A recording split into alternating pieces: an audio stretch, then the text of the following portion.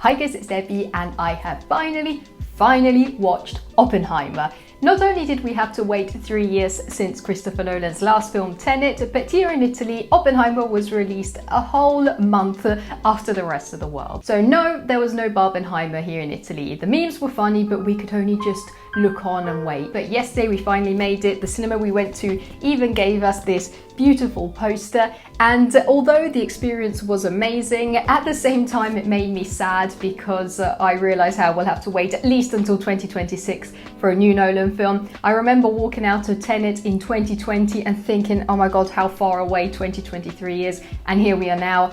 Time flies. But without further ado, let's get into the movie, which I absolutely loved. It even exceeded my expectations, as I was a bit fearful it would be the dreaded B word. Grab a tea or coffee or snack, because we have a lot to talk about. As many of you know, I am a huge Christopher Nolan fan, but I always try to approach his films without blindly expecting them to be perfect. I think a lot of people will just excuse him forever, whatever he does, just because he's our Lord and Saviour Chris Nolan. So I went into this film knowing it was probably going to be good, given his precedents, but also bracing for the worst. But it really is a good film. The story follows Robert Oppenheimer, the mind behind the atom bomb, in various stages of his life, from his younger years as a student to his later years as an acclaimed scientist, but also a criticised one. One thing we can take away from this film is that back at the time, everybody had something to say about Oppenheimer. Mostly nasty things due to his political ideas, to his relationships, and obviously the creation of something really innovative but potentially destructive when put in the hands of the wrong people, or just humans in general, as we're not exactly reliable creatures. This idea of humans being awful, of humanity being doomed, of power put in the wrong hands, of a possible end to the world, is something that I feel Nolan has been tried to say for a while. With his previous film Tenet, he really got deep into it, but some elements already started appearing in his Dark Knight trilogy, in Interstellar. So for those who say that Oppenheimer is just a Western glorification of violence and war and death, first of all, watch this film all the way until the end, and then take a look back at Nolan's previous filmography. Cillian Murphy was absolutely amazing in his portrayal of the protagonist, who is constantly torn between his pride in discovering a revolutionary technology, but having to provide it to eager military leaders. He's also torn in his personal life between the people he loves, caring for his family while his ambitions are still huge. And of course, a lot of this isn't shown explicitly through dialogues.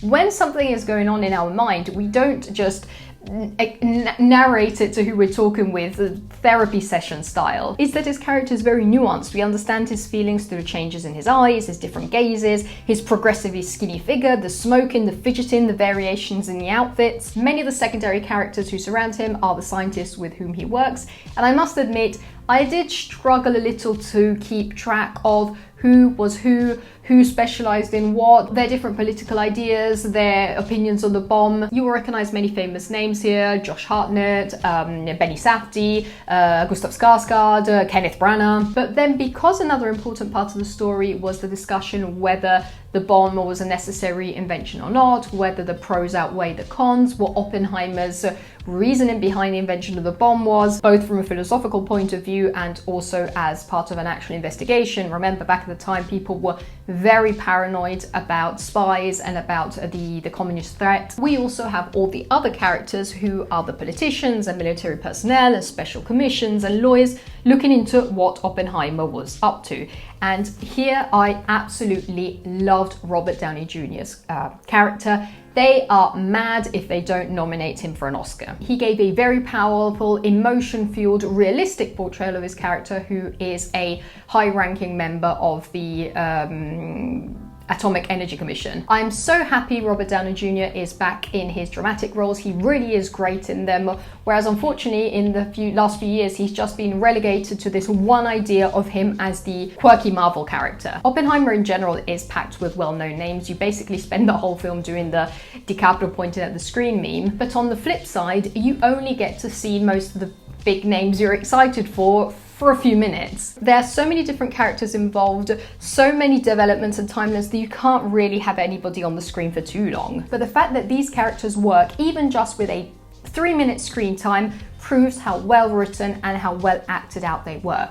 Casey Affleck, Gary Oldman, Kenneth Branagh. The only small criticism I have, and hear me out until the end, is that in some short moments, for example, when Florence Pugh is first introduced, or a part of the interrogation towards the end of the film, the dialogue sometimes fell into that I'm going to give a really cool and pretentious and unrealistic and quirky answer to what you're asking me. Something which clashes completely with the realism and of the rest of the story and how well the rest of the story was scripted. I don't know why there was this distinctions in some points. It's also curious to see how Christopher Nolan writes.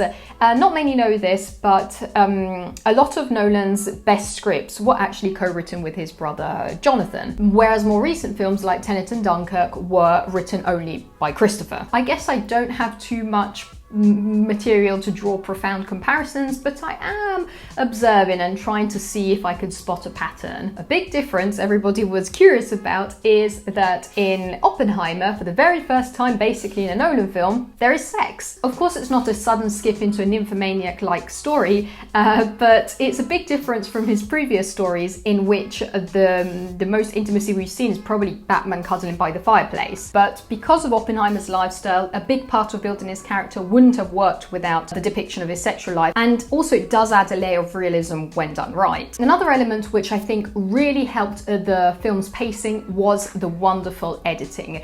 This could have potentially been a 3-hour boring documentary style film with a lot of names and titles and an ending we all knew. Instead, the fast-paced editing, the flashbacks, the changes from colour to black and white, the visions of what the characters are imagining, all kept it very engaging. It was a very long film, but I've watched 90-minute films which felt way more dragged out. Just, when was it? The other day before yesterday, I was watching Polanski's The Ninth Gate with Johnny Depp and I was bored 20 minutes in. You mean the devil won't show up? Since Tenet, Nolan has been collaborating with editor Jennifer Lame, and I'm really excited to see more from her in the future. She was already the editor for popular films like Hereditary, Marriage Story, Manchester by the Sea. Another collaborator of Nolan since Tenet is Ludwig Göransson, an incredible composer, and everybody who had already seen Tenet had been saying how good the music was, what an important role it played, how it really caught them, and so I was actively listening out for it in the film, especially after the trailer hadn't really won me over with the music. And at first I must admit I was a little disappointed because I was probably used to the overpowering, overwhelming Hans Zimmer choirs, electric guitars that Nolan was usually associated to, and even Tenet was a bit like this. So the beginning of Oppenheimer is a little more subtle, but when you start getting into the action, when things get heated up in the desert, when the anxiety starts fueling up, that's when the music really kicked in, and I loved it right until the end. I always find it so incredible how composers manage to convey a very precise feeling. For example, in Oppenheimer, there are many shots of particles and atoms and explosions all going on in the character's mind. He's anxious, he's overthinking, and Ludwig Göransson is just, don't worry, I've got it. And his music describes exactly that. The overall sound design was mesmerizing. I'm not going to spoil the film in case you haven't seen it yet, but when we get to see the first explosion, it's beautiful in its awful brutality. These are the kind of films you have to see in cinemas, to feel the seat shaking under your butt as the yellow of the explosion lights up your face, to feel 150 people in the same room staring silently in awe. Hoyte van Hoytema's cinematography is always a feast for the eyes. I watched Barbie at the cinema, but I'm sure that if I'd watched it at home,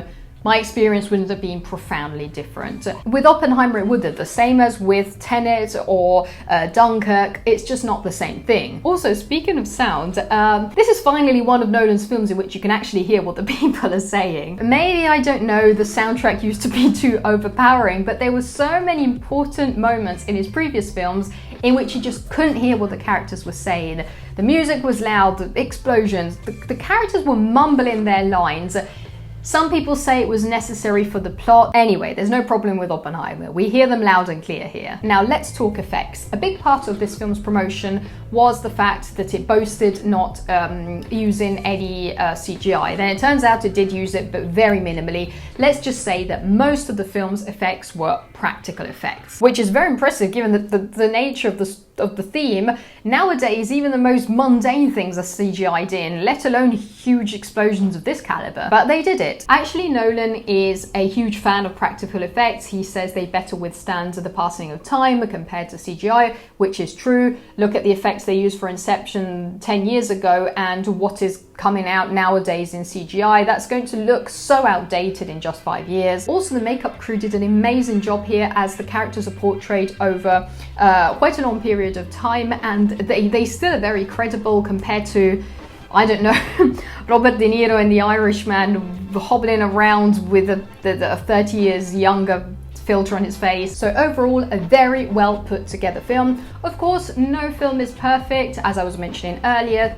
Personally, I felt like a few lines of dialogue really stood out compared to the rest. There was the usual forced exposition, which Nolan always falls into, but I guess it's kind of necessary with his plots because they're so complicated. At least this time we didn't have literal astronauts explaining black holes to one another like in Interstellar. So you can take a shortcut through a higher dimension. I'm still torn on the runtime because on the one hand, it is a pretty lengthy film, and when you start to get towards a third hour, you do feel the length, but at the same time, there was no way of cutting out huge chunks of the storyline without the protagonist's analysis appearing as too superficial, and also the editing really kept the story flowing. So again, a very well put together project, and you can really feel the passion behind it. I'm not a huge fan of Dunkirk because I'm not a huge fan of the war genre in general, but with films like that and Oppenheimer, you can really feel Nolan's desire to show some important and dark moments of our history. I'm just a sucker for his sci-fi thrillers. I can't wait for him to come back with something like Inception or Interstellar, although I don't know what he'll do next, as he's been alternating between genres recently. But those sci-fi thrillers never won him Oscars out of the technical categories, while with Oppenheimer he is right on track with the Oscar voters' dream movie. Nolan seems pretty happy and confident at the moment, so maybe it will finally be the year he receives that golden statue. His biggest competitor at the moment is Martin Scorsese for Killers of the Flower Moon. I can't wait to see how that is. I don't think Bradley Cooper is as big as a competitor I thought he would have been until a few months back, mostly due to the huge backlash he's getting on socials for his prosthetic nose in Maestro. Regardless of whether it's okay or not, the award scene is desperately trying to stay cool and relevant, so they basically shoot themselves in the foot if they then make him win. If Greta Gerwig eventually wins over Nolan, I'll just retire completely. Although I think we do need to thank Barbie for the immense exposure it gave to Oppenheimer. If you're still watching my video right now, after all these minutes have passed, it means you're really into the topic.